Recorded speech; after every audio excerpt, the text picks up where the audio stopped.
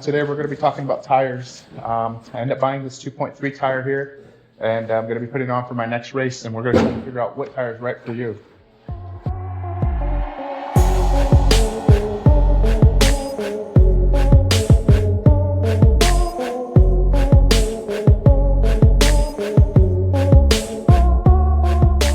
I'm Steve Mezza. I race professionally. My best race was against Troy Brosnan, and I'll post the results here shortly.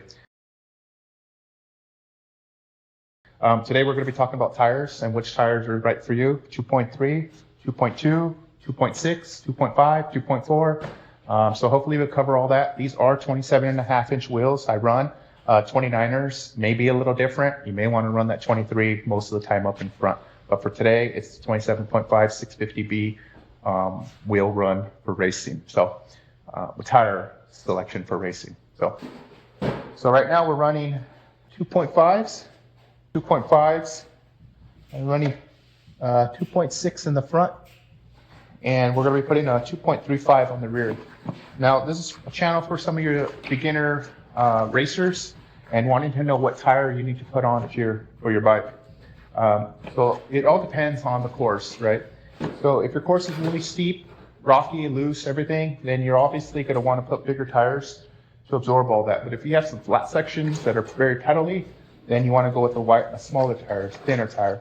And you also want to know what kind of terrain is there, because if it's more like a hilly, smooth terrain, you could get away with lighter sidewalls, so not such a heavy gravity tire.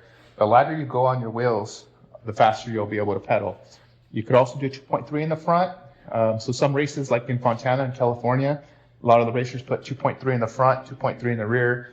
You could put trail sidewalls instead of the gravity. The trails, actually, I wouldn't recommend at Fontana because it's really rocky, and I end up puncturing a lot of tires there. So you want to go with gravity. So that's what I'm going to be racing is Fontana, and I'm putting on the gravity. It's heavier, but it also has tighter knobs and for less rolling resistance. So you have to pick a tire for your races.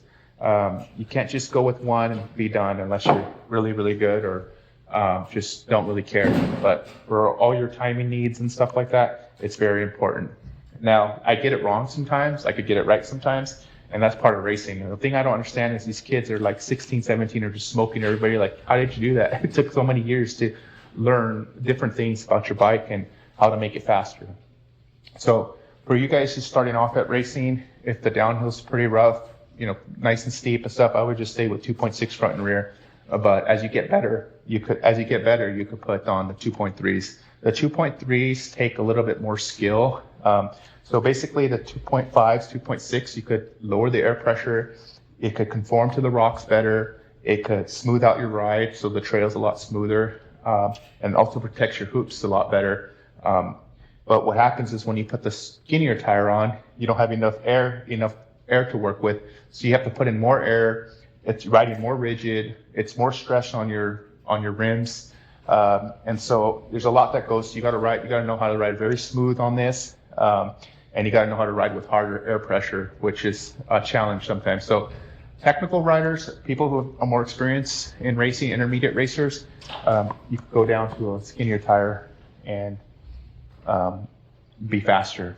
But it does take skill. It does take technique. So what I do is the 2.3 is nice to have in the front, but for me, it's also sketchy too.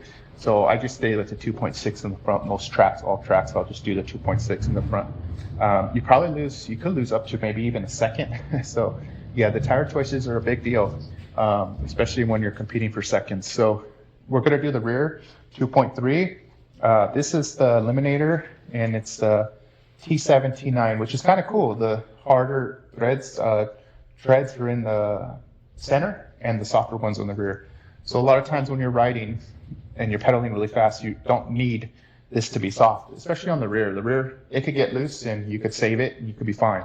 The front, you don't want to do that so much, because if you wash out the front, game over for you.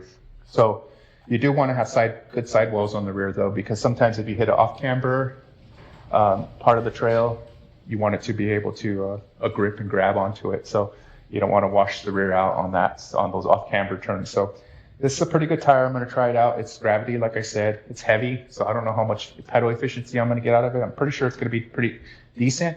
Also, I'm going to have more stress on this wheel. So those are things to consider. I wouldn't go anything lower than a 2.3, 2.35, unless you're racing like cross country or something. But yeah, for downhill, you want to keep it like that. And like I said, that's kind of how you want to do your races. So some courses that are hilly, there's not a lot of rocks, then you want to do 2.3 front and rear, a lot of pedaling, you'll be gone. You could even probably put a 2.0 in the rear on some of the hilly, smooth stuff if you're racing that type of thing. And change your sidewalls to the lighter trail sidewalls, so the wheels lighter, and you get faster, more efficient pedaling in. But anything with rocks, you might as well put gravity on, because what happens a lot of times in the races, you have so much energy going into that run, everything's coming out, your lines are kind of getting a little sketchy because you're putting so much speed into everything, and you do go off and you sometimes hit a sharp rock and that ends your race. So you don't want that. So so I hope you find this educational or informative, and see you at the races.